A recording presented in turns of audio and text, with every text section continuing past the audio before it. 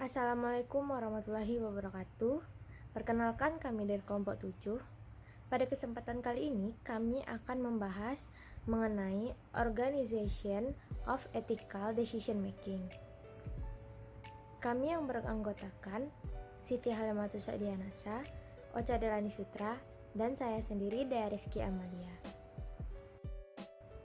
Pada kesempatan kali ini terdapat 7 topik pembahasan yang akan kami uraikan. Yang pertama, budaya, nilai dan praktik global. Yang kedua, landasan ekonomi etika bisnis. Yang ketiga, korporasi multinasional. Yang keempat, kerjasama global untuk mendukung bisnis yang bertanggung jawab. Yang kelima, masalah etika global. Dan yang keenam, pentingnya pengambilan keputusan etis dalam bisnis global. Dan yang terakhir yaitu kesimpulan.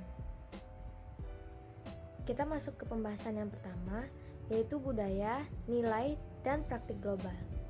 Budaya nasional adalah konsep yang jauh lebih luas daripada budaya perusahaan dan mencakup segala sesuatu di sekitar kita yang dibuat oleh orang-orang, baik benda berwujud seperti artefak maupun entitas tidak berwujud seperti konsep dan nilai. Setiap bangsa memiliki budaya yang unik dan keyakinan yang berbeda tentang kegiatan bisnis apa yang dapat diterima atau tidak dapat diterima atau tidak etis. Subkultur juga ada di banyak negara, kelompok etnis, dan kelompok agama. Oleh karena itu, ketika bertransaksi bisnis secara internasional, individu menemukan nilai-nilai, keyakinan, dan ide-ide yang mungkin berbeda dari mereka sendiri. Sebagian besar budaya perusahaan membutuhkan auditor, direktur, atau entitas lain yang terkait dengan tata kelola perusahaan untuk memberikan pengawasan independen terhadap operasional perusahaan. Namun, bahkan dengan konsep sederhana seperti pengawasan independen, budaya perusahaan dapat dipermainkan, seperti terdapatnya hubungan kepentingan pribadi antara auditor dengan si direktur. Salah satu masalah bisnis etis kritis yang terkait dengan perbedaan budaya adalah pertentangan atau pertanyaan tentang nilai dan standar etika siapa yang diutamakan selama negosiasi internasional dan transaksi bisnis. Ketika menjalankan bisnis di luar negara asal mereka, haruskah pebisnis memaksakan nilai, standar etika, dan hukum mereka sendiri pada anggota budaya lain? Haruskah mereka beradaptasi dengan nilai, standar etika, dan hukum negara tempat mereka berbisnis? Terlepas dari berbagai perbedaan nilai di antara negara dan nilai-nilai tertentu yang diterima secara luas di seluruh dunia, nilai-nilai umum global ini dimiliki oleh sebagian besar budaya. Sebagian besar hukum secara langsung atau tidak langsung merupakan hasil dari nilai-nilai yang berasal dari agama-agama seperti Hindu, Buddha, Konghucu, Yudaisme, Islam, dan Kristen. Dengan memahami nilai-nilai budaya tertentu, bisnis global memiliki peluang yang lebih baik untuk membentuk hubungan dengan individu dan organisasi dalam budaya tersebut. Mereka juga dapat menghindari tindakan yang menyinggung warga negara tertentu. Dari pembahasan terkait budaya, nilai, dan praktik secara global terdapat 2 kesepakatan tentang nilai-nilai umum. Yang pertama, nilai-nilai umum yang diinginkan, yaitu seperti integritas, persatuan keluarga dan masyarakat, kesetaraan, kejujuran, kesetiaan, berbagi, dan tidak mementingkan diri sendiri. Yang kedua, nilai-nilai umum yang tidak diinginkan. Yang pertama, ketidaktahuan, kesombongan, dan egoisme, keinginan egois, nafsu, keserakahan, perzinaan, pencurian, penipuan, kebohongan, pembunuhan, kemunafikan, fitnah, serta kecanduan. Selanjutnya, pembahasan kita yang kedua adalah landasan ekonomi etika bisnis. Pasar keuangan global adalah sistem yang sangat saling berhubungan yang dapat menunjukkan kurangnya transparansi dalam pengambilan keputusan, akuntabilitas, dan metode akuntansi. Sistem ini dikombinasikan dengan pemanfaatan penggunaan teknologi komputer keuangan yang sangat kompleks dan juga merajalela, namun tidak sepenuhnya dipahami oleh banyak pakar. Hal ini mengakibatkan kehancuran keuangan global. Sistem keuangan kita khususnya itu sangat kompleks, dan kompleksitas ini memberikan banyak kesempatan untuk mengambil risiko berlebihan dan memanipulasi berbagai pemangku kepentingan. Bencana dan konflik ekonomi sosial telah meningkatkan risiko dan tantangan yang dihadapi bisnis global. Di samping bencana dan konflik ekonomi sosial, masalah etika juga banyak muncul saat menghadapi krisis. Gangguan kebutuhan dan rantai pasokan global menciptakan peluang bagi individu dan perusahaan untuk terlibat dalam eksploitasi. Perusahaan yang tidak etis mungkin membebankan harga selangit selama masa krisis, karena orang-orang bergantung pada produknya untuk bertahan hidup. Sebaliknya, komunitas global diharapkan untuk terlibat dalam bantuan dan upaya kemanusiaan untuk membantu negara-negara pulih dari bencana. Korporasi, khususnya multinasional, sering diharapkan membantu upaya pemulihan karena banyak yang mendapat untung dari berbisnis di negara yang terkena dampak. Akhirnya, dunia masih menghadapi dampak dari resesi global terakhir yang menyebabkan ketidakpercayaan publik terhadap stabilitas lembaga-lembaga pemerintah serta mereka yang bertugas mengelola uang individu, perusahaan, dan negara. Karena kurangnya kepercayaan, kejujuran, dan keadilan menyebabkan investor besar mempertanyakan kompetensi lembaga pengatur, yang pada gilirannya menyebabkan ketidakstabilan dan ketidakpercayaan publik pada seluruh sistem keuangan. Banyak yang mempertanyakan fondasi kapitalisme dan kebijakan yang diperlukan untuk membuatnya berfungsi. Saat ini, orang-orang mendiskusikan dan bahkan merevisi konsep dan asumsi dari fundamental kapitalisme itu sendiri. Sistem ekonomi memiliki dampak yang signifikan terhadap etika bisnis, karena mereka menentukan peran pemerintah dalam bisnis, jenis undang-undang yang mengatur bisnis, dan jumlah kebebasan yang dimiliki perusahaan dalam aktivitasnya. Selanjutnya, korporasi multinasional. Perusahaan multinasional atau MNC adalah perusahaan publik yang beroperasi dalam skala global tanpa ikatan yang signifikan dengan satu negara atau wilayah manapun. MNC mewakili komitmen bisnis internasional tingkat tertinggi dan dicirikan oleh strategi global yang berfokus pada peluang di seluruh dunia.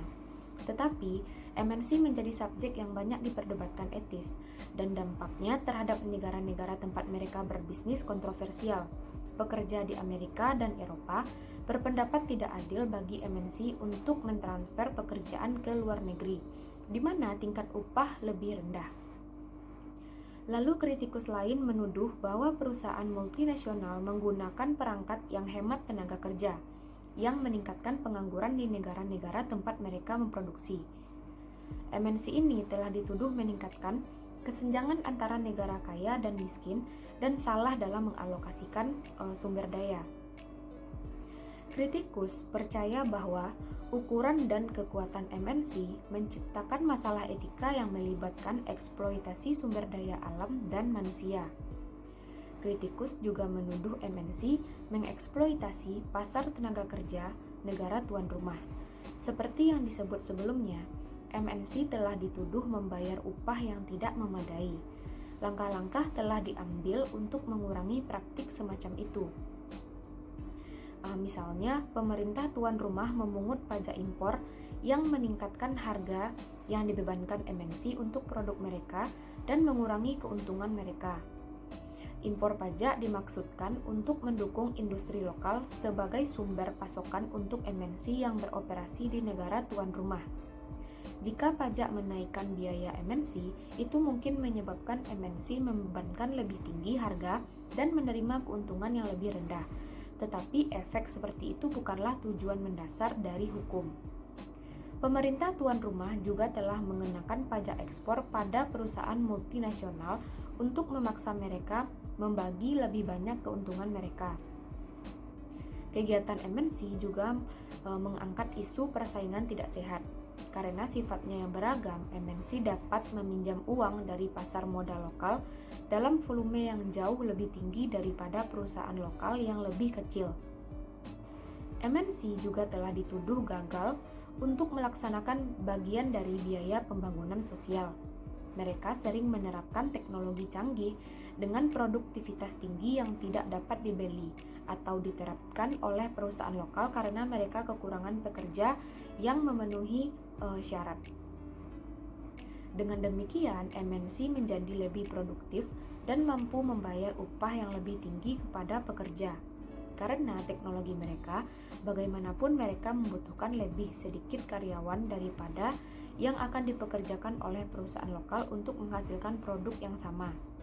Selain itu, mengingat skala ekonomi mereka, MNC juga dapat menegosiasikan tarif pajak yang lebih rendah dengan memanipulasi pembayaran transfer antar afiliasi mereka. Mereka membayar pajak lebih sedikit. Semua keuntungan ini menjelaskan mengapa perusahaan multinasional mengklaim bersaing secara tidak adil. Nah, terkadang negara menolak mentah-mentah untuk mengizinkan MNC masuk ke negara mereka.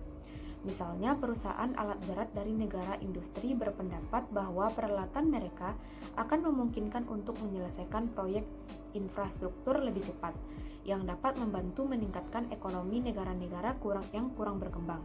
Namun, negara tersebut seperti India percaya lebih baik dalam jangka panjang untuk mempekerjakan buruh untuk melakukan pekerjaan konstruksi, karena praktik ini menyediakan lapangan kerja yang sangat dibutuhkan dan menjaga mata uang dalam ekonomi lokal. Oleh karena itu, mereka sering memilih untuk menggunakan tenaga kerja lokal daripada membeli peralatan dari negara asing. Materi selanjutnya yaitu kerjasama global untuk mendukung bisnis yang bertanggung jawab. Yang pertama ada Dana Moneter Internasional. Dana Moneter Internasional atau IMF berasal dari Perjanjian Bretton Woods Juli 1944 ketika sekelompok pemimpin internasional memutuskan tanggung jawab utama untuk pengaturan hubungan moneter antara ekonomi nasional harus berada di badan internasional. IMF memberikan pinjaman jangka pendek kepada negara-negara anggota yang mengalami defisit dan menyediakan mata uang asing bagi para anggotanya. IMF telah menjadi koordinator kebijakan regulasi internasional dunia. Meskipun fungsi utama IMF adalah untuk mengatur hubungan moneter antara ekonomi nasional, organisasi telah mengambil langkah-langkah untuk mempromosikan perilaku bisnis global yang bertanggung jawab. Misalnya, IMF menyarankan pemerintah mengadopsi kode etik yang mengikat antar negara untuk menentukan kondisi yang diperlukan untuk menengahi masalah dan bagaimana berbagai kerugian dari lembaga keuangan yang beroperasi melintasi berbagai batas. IMF juga merekomendasikan peraturan baru untuk perusahaan besar yang memiliki risiko sistematik terbesar. Konsep risiko dan dana talangan IMF ini menjadi sangat penting selama resesi global. Karena besarnya utang negara-negara di Eropa seperti Yunani, Irlandia, Portugal, dan Spanyol membutuhkan paket bailout besar dari IMF. Dana talangan ini menimbulkan dampak ekonomi negatif yang dirasakan di seluruh Eropa. Materi yang kedua yaitu Perserikatan Bangsa-Bangsa Global yang Kompak. Perserikatan Bangsa-Bangsa atau PBB didirikan pada tahun 1945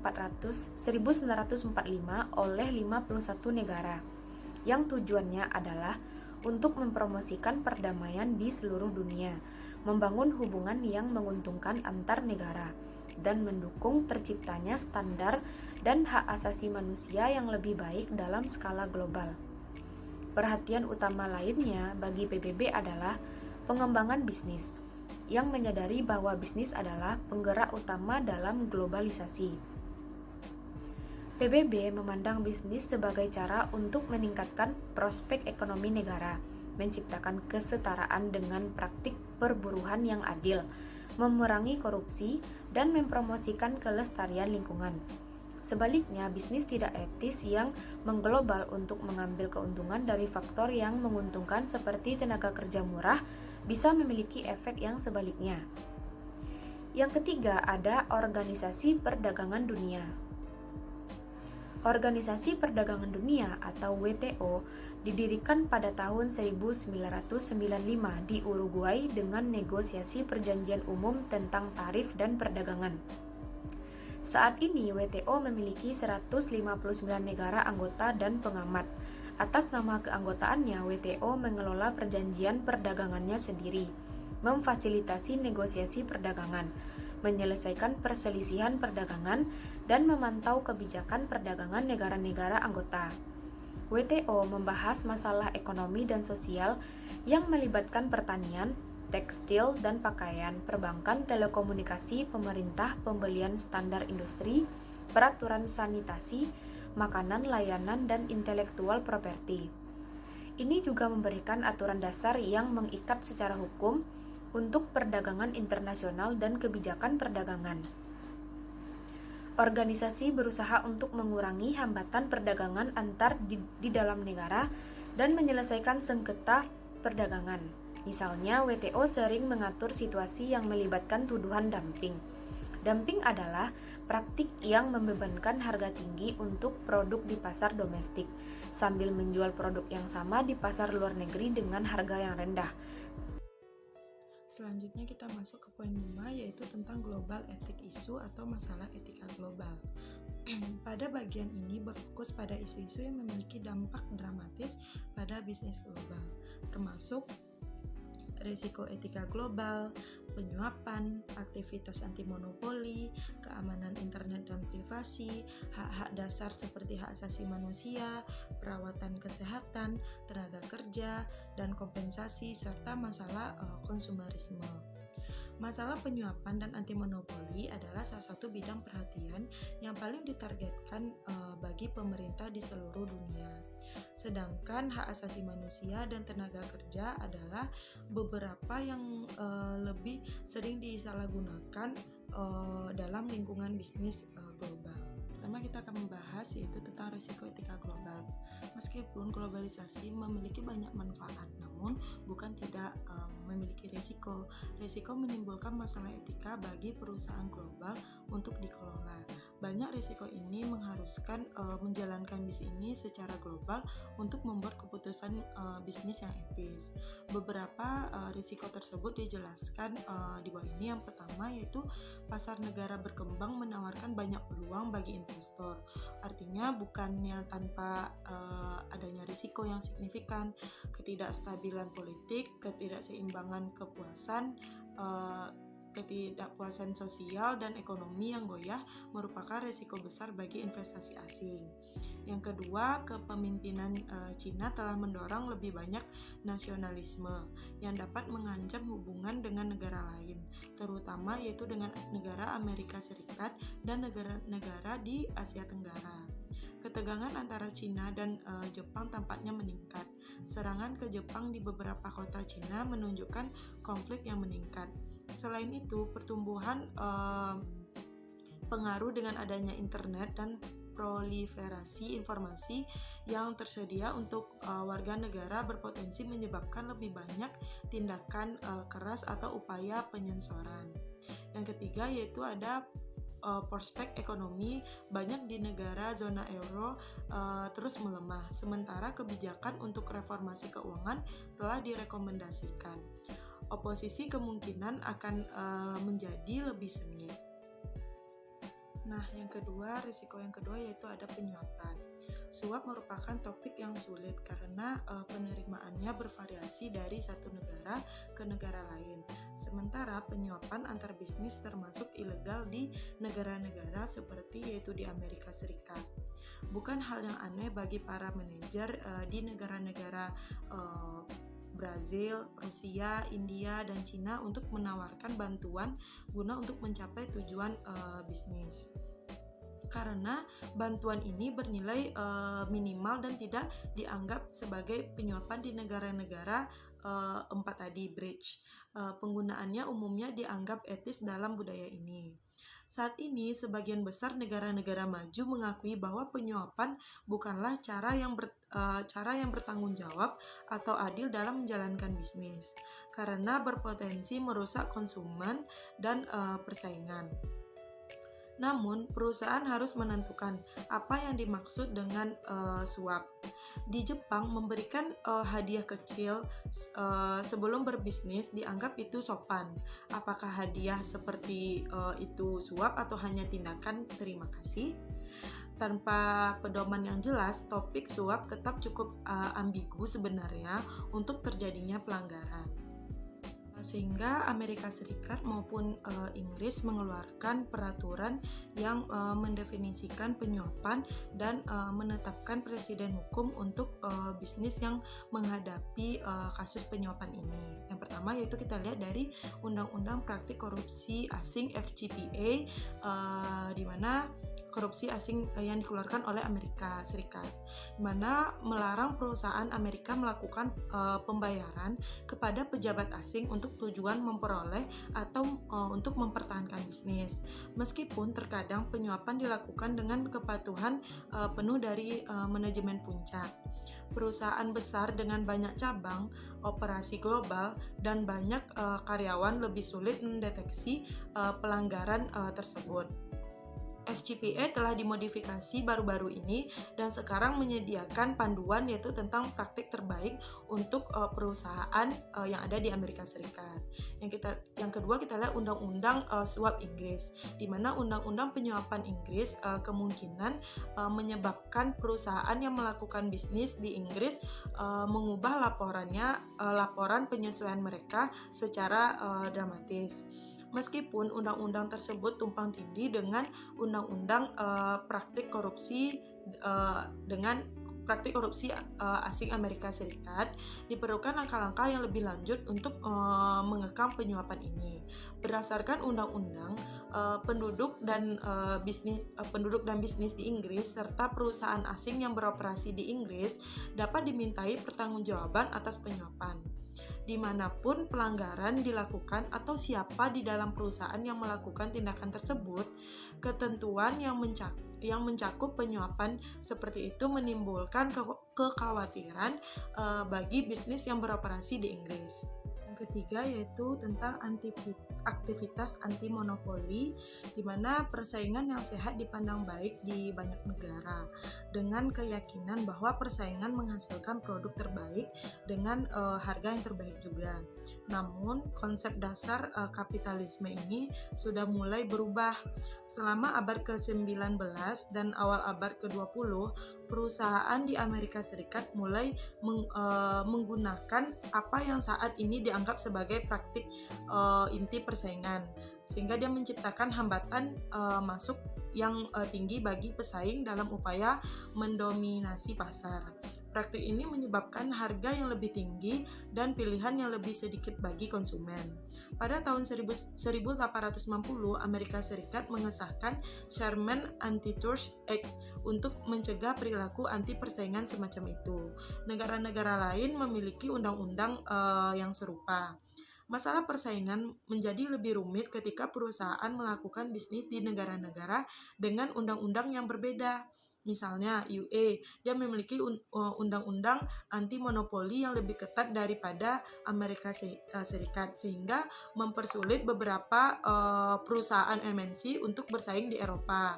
Penyelidikan anti monopoli UA telah diluncurkan terhadap Google, Microsoft, dan IBM di antara perusahaan-perusahaan lainnya.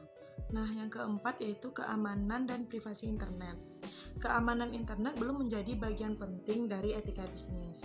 Namun, kejahatan internet yang serius telah membawa masalah ini menjadi perhatian publik.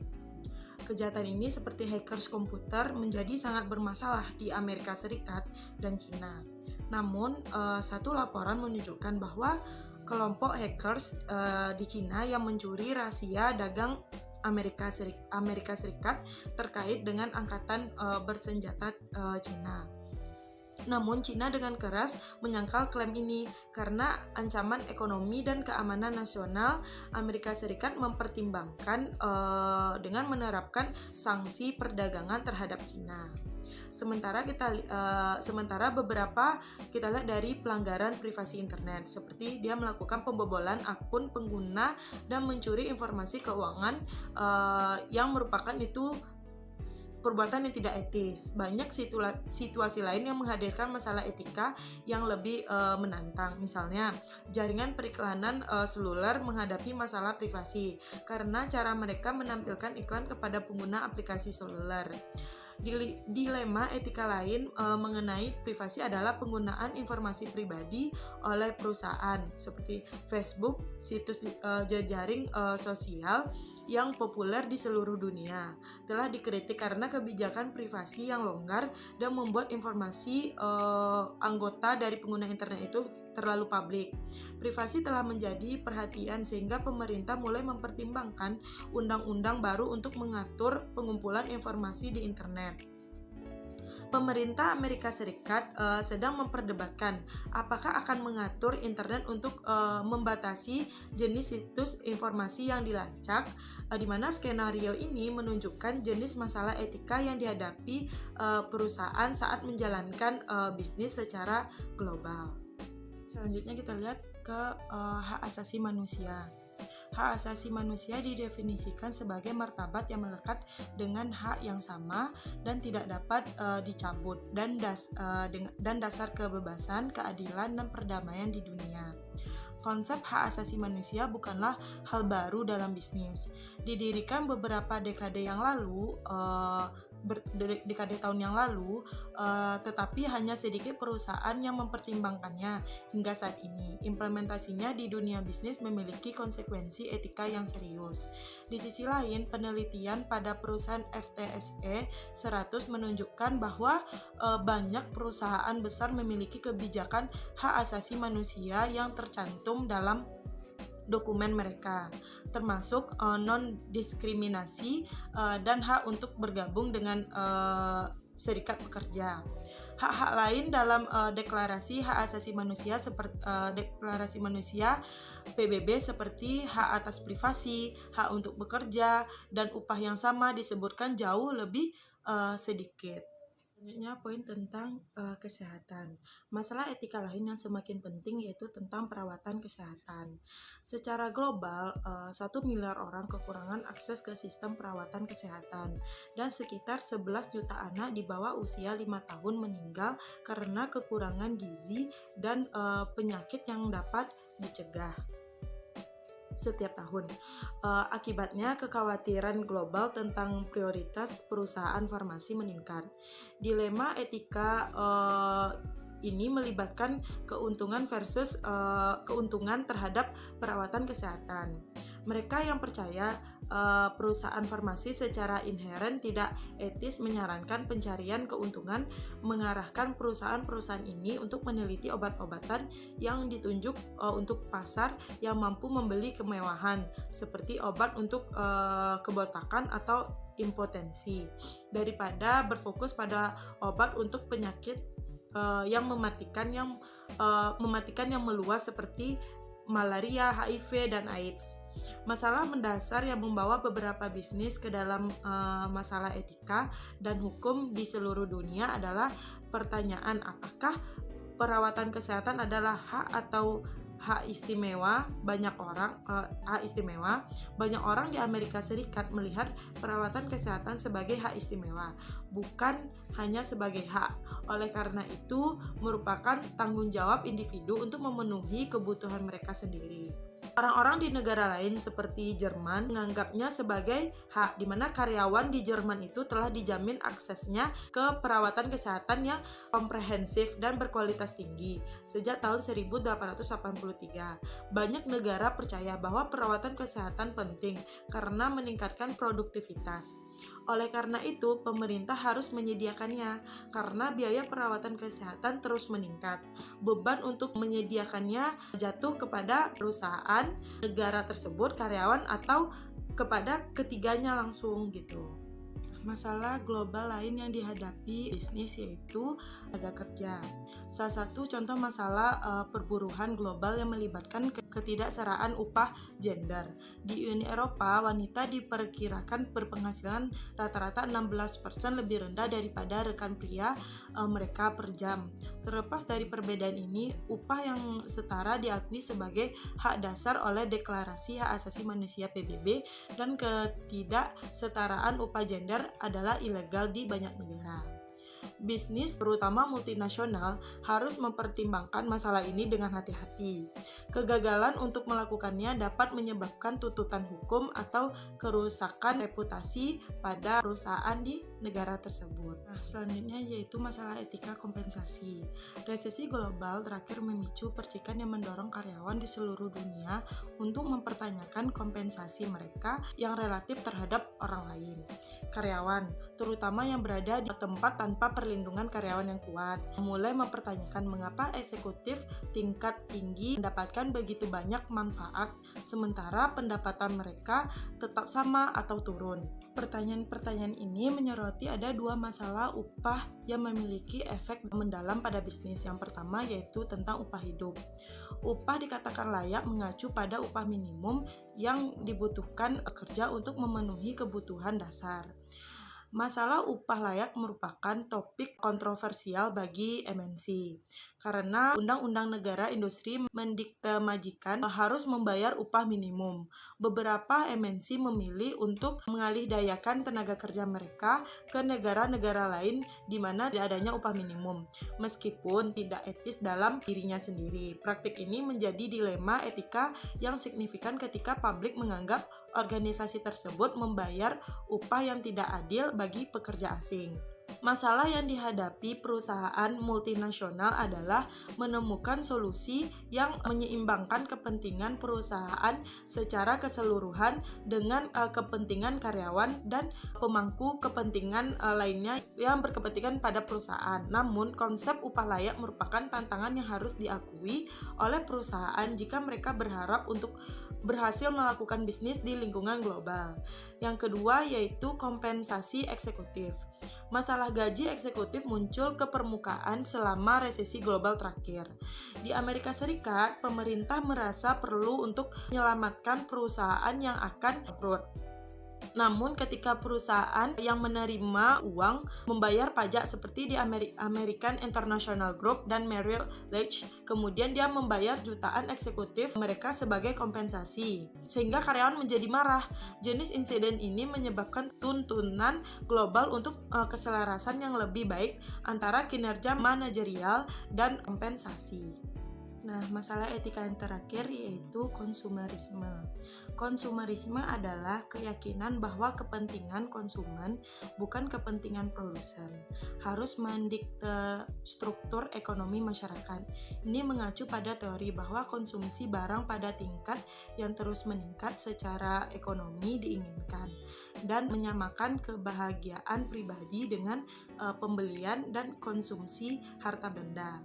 Banyak negara berpendapat bahwa pilihan konsumen adalah pilihan moral, bahwa memilih tingkat konsumsi yang tinggi mempengaruhi kelompok rentan seperti orang miskin, dan dunia akan kurang layak huni jika orang menolak untuk mengubah perilaku mereka. Masalah etika konsumerisme ini sebenarnya banyak.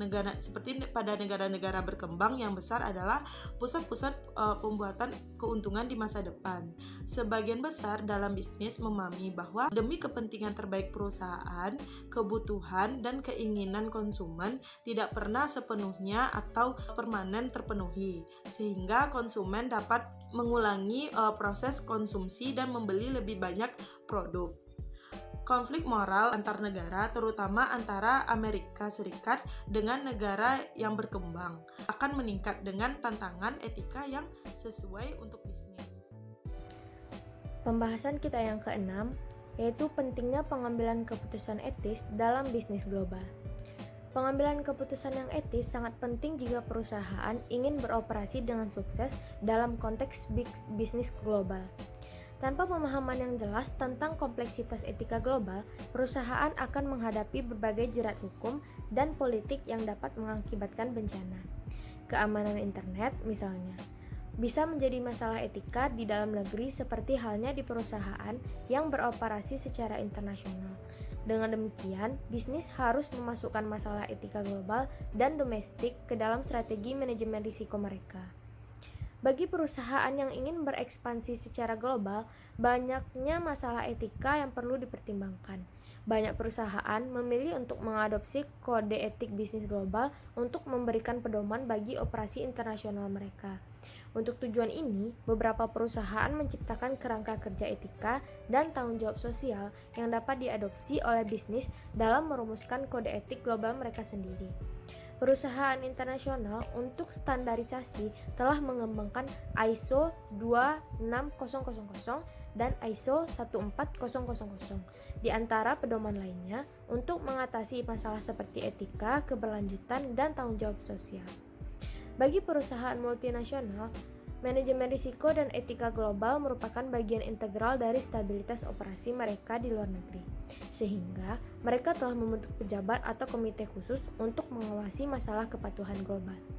Keberhasilan implementasi program etika global membutuhkan lebih dari sekadar komite etika global. Ini juga membutuhkan pelatihan ekstensif bagi karyawan. Seperti yang ditunjukkan pada bab ini, terdapat beberapa perbedaan antara budaya dan bisnis dari berbagai negara. Karyawan perusahaan global harus dilatih untuk memahami dan menghormati perbedaan ini, terutama karyawan yang terlibat langsung dalam operasi global. Kode etik global, pelatihan etik global, dan saluran global bagi karyawan untuk mengkomunikasikan pelanggaran adalah mekanisme penting dalam menciptakan budaya pengambilan keputusan etis global. Sebuah perusahaan global tidak dapat berhasil hanya dengan menerapkan program etika domestiknya ke lingkungan global lainnya.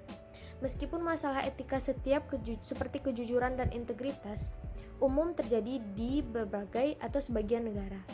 Perbedaan dalam hukum, sistem politik, dan budaya memerlukan pendekatan yang lebih terarah untuk pengambilan keputusan etis.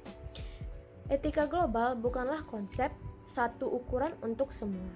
Dengan demikian, penting bagi perusahaan untuk bertindak dengan integritas bahkan jika mereka melakukan bisnis di negara dengan undang-undang yang longgar, seperti subjek etika tertentu. Perusahaan-perusahaan yang menggabungkan pengambilan keputusan etis global di seluruh operasi internasional, mereka tidak hanya meningkatkan reputasi mereka, tetapi juga menunjukkan rasa hormat terhadap karyawan dan budaya mereka, serta menghindari litigasi mahal yang seringkali menyertai pelanggaran. Materi yang terakhir yaitu kesimpulan. Dalam bab ini bertujuan untuk membuat peka terhadap topik tentang pentingnya pengambilan keputusan etis dalam konteks internasional, yang dimulai dengan melihat nilai dan budaya. Nilai suatu negara dipengaruhi oleh kelompok etnis, organisasi sosial, dan aspek budaya lainnya. Hofstede mengidentifikasi 4 dimensi budaya yang berdampak besar pada lingkungan bisnis, yaitu ada individualisme atau kolektivisme, jarak kekuasaan, penghindaran ketidakpastian, dan maskulinitas atau feminitas. Kriteria referensi diri adalah referensi bawah sadar untuk seseorang yang memiliki nilai-nilai budaya, pengalaman, dan pengetahuan, serta merupakan batu loncatan umum bagi suatu organisasi. Pendekatan lain yang cenderung diambil oleh organisasi adalah relativisme budaya, atau gagasan bahwa moralitas bervariasi dari satu budaya ke budaya lain, dan praktik bisnis didefinisikan sebagai benar atau salah secara berbeda. Kompartemenisasi risiko adalah masalah etika yang penting dan sering terjadi ketika berbagai pusat laba dalam perusahaan tidak menyadari konsekuensi keseluruhan dari mereka dan tindakan pada perusahaan secara keseluruhan. Krisis keuangan terakhir sebagai bagian merupakan hasil dari kompartemenisasi risiko. Memahami ekonomi dan sistem rasional merupakan landasan yang penting untuk memahami etika bisnis. Ekonomi rasional mengasumsikan orang membuat keputusan rasional berdasarkan utilitas, nilai, maksimalisasi keuntungan, dan informasi yang relevan. Kapitalisme mendasarkan modelnya pada asumsi-asumsi ini. Ekonomi perilaku sebaiknya berpendapat bahwa manusia mungkin tidak bertindak secara rasional sebagai akibat dari genetik, perilaku yang dipelajari, emosi, heuristik, ataupun praktis. Demokrasi sosial adalah bentuk sosialisme yang memungkinkan kepemilikan pribadi atas properti dan fitur-fitur yang dilengkapi oleh pemerintah yang besar untuk menawarkan layanan seperti pendidikan dan perawatan kesehatan kepada warganya. Perusahaan multinasional adalah perusahaan publik yang beroperasi dalam skala global tanpa ikatan yang signifikan dengan satu negara atau wilayah manapun. MNC berkontribusi pada pertumbuhan ekonomi global tetapi sama sekali tidak kebal terhadap kritik. Dana Moneter Internasional memberikan pinjaman jangka pendek kepada negara-negara anggota yang mengalami defisit dan menyediakan mata uang asing bagi para anggotanya. Global Compact adalah seperangkat prinsip yang mempromosikan hak asasi manusia, keberlanjutan, dan pemberantasan korupsi. Sedangkan Organisasi Perdagangan Dunia mengelola perjanjian perdagangannya sendiri, memfasilitasi negosiasi perdagangan, menyelesaikan perselisihan perdagangan, dan memantau kebijakan perdagangan negara-negara anggota. Ada beberapa masalah etika kritis yang harus diperhatikan oleh bisnis global. Global risiko menciptakan masalah etika bagi perusahaan global untuk dikelola. Kegiatan anti-monopoli adalah ilegal di sebagian besar negara industri, bahkan lebih di Uni Eropa daripada di Amerika Serikat. Keamanan internet adalah masalah etika, dan peretasan serta pelanggaran privasi sedang meningkat. PBB mengkodifikasikan hak asasi manusia sebagai fungsi dari martabat manusia yang melekat dan mencakup bersamaan dengan hak-hak yang tidak dapat dicabut seperti dasar kebebasan, keadilan, dan perdamaian di dunia. Masalah perawatan kesehatan dan tenaga kerja adalah masalah etika yang penting tetapi cenderung berbeda di setiap negara. Masalah upah seperti upah layak dan kompensasi eksekutif adalah topik kontroversial yang mempengaruhi berbagai pemangku kepentingan global.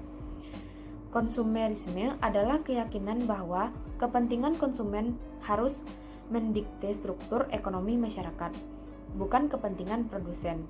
Ini mengacu pada teori bahwa peningkatan konsumsi barang diinginkan secara ekonomi dan menyamakan kebahagiaan pribadi dengan pembelian dan konsumsi harta benda. Sekian presentasi dari kami. Apabila ada yang salah mohon dimaafkan. Terima kasih atas perhatiannya. Assalamualaikum warahmatullahi wabarakatuh.